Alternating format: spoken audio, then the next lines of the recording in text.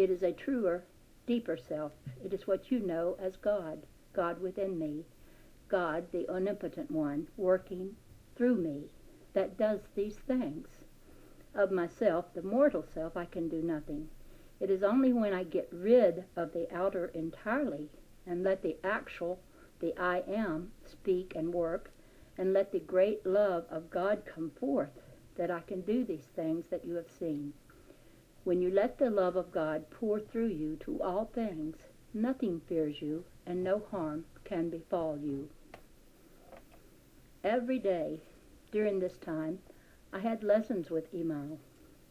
He would suddenly appear in my room, even if I had taken special care to lock the door before retiring. At first, his appearances at will disturbed me, but I soon saw that he took it for granted that I understood. I became accustomed to his ways, and left my door open so that he could come and go as he pleased. This confidence seemed to please him. I could not understand all his teachings, and I could not accept them fully, nor was I able, with all I saw while in the East, to fully accept at the time. It required years of meditation to bring me to the realization of the deep spiritual meaning of these people's lives. Their work is accomplished without ostentation and in perfect childlike simplicity. They know the power of love to protect them, and they cultivate it until all nature is in love with them and befriends them. Thousands of the common people are killed annually by serpents and wild animals, yet these masters have so brought forth the power of love in themselves that serpents and wild animals do not injure them.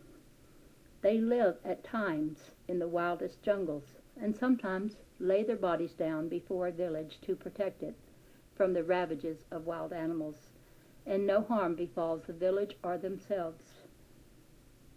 When occasion requires, they walk on water, go through fire, travel in the invisible, and do many other things that we have been accustomed to look upon as miracles, performed only by one supposed in some way to possess supernatural powers.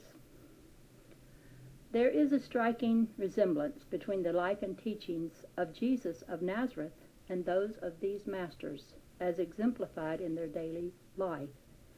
It has been thought impossible for man to derive his daily supply directly from the universal, to overcome death, and to perform the various so-called miracles that Jesus performed while on earth. The masters prove that all these are their daily life. They supply everything needed for their daily wants directly from the universal, including food, clothing, and money. They have so far overcome death that many of them now living are over 500 years of age, as was conclusively proved by their records. There are comparatively few of these masters in India, other cults seeming to be but offshoots of their teaching. They realize their number is limited, and that only a few scholars can come to them.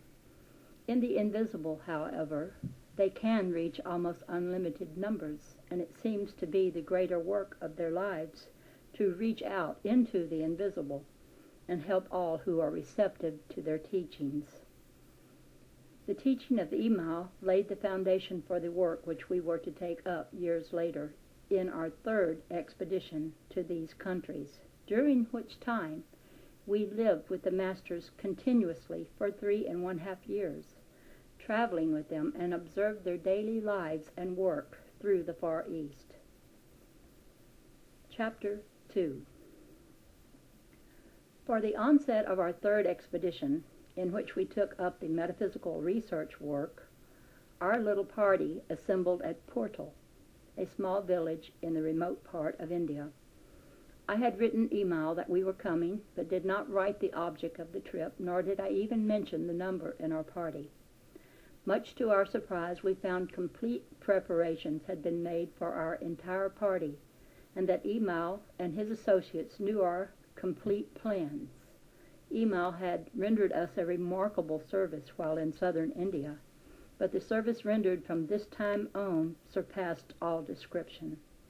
To him and the wonderful souls we met, I wish to give all credit for the success of the entire undertaking. We arrived in Portal, from where the expedition was to start, late in the afternoon of December the 22nd, 1894, and found we were to start Christmas morning upon what was to be the most memorable expedition of our whole lives. I never shall forget the few words Emil said to us that morning.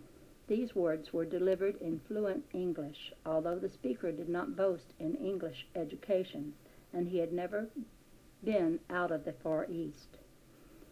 He began by saying, "This Christmas morning, to you, I suppose it is the day Jesus of Nazareth, the Christ, was born.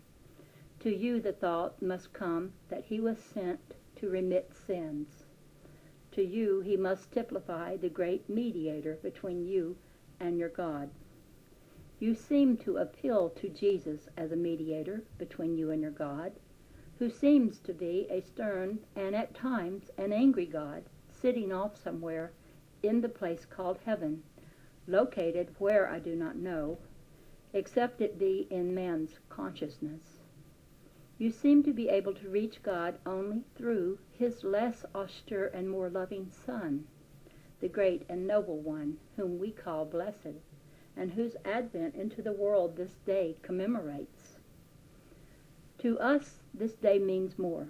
To us this day not only means the advent into this world of Jesus, the Christ, but also this birth typifies the birth of Christ in every human consciousness. This Christmas day means the birth of the great master and teacher, the great liberator of mankind from material bondage and limitation. To us this great soul came on earth to show more fully the way to the real God, the great, omnipotent, omnipresent, omnificent one, to show that God is all goodness, all wisdom, all truth, all in all. This great master who came into this world this day was sent to show more fully that God not only dwells without us, but within us, that he never is nor can be separated from us or any of his creations, that he is always a just and loving God, that he is all things, knows all and is all truth. Had I the understanding of all men, it is beyond my power to express to you, even in a humble way, that this holy birth, what it means to us. We are fully convinced, and we hope you also will see, that this great master and teacher came to us that we might have a fuller understanding of life here on earth, that all mortal limitations are but man-made, and in no other way should they be interpreted.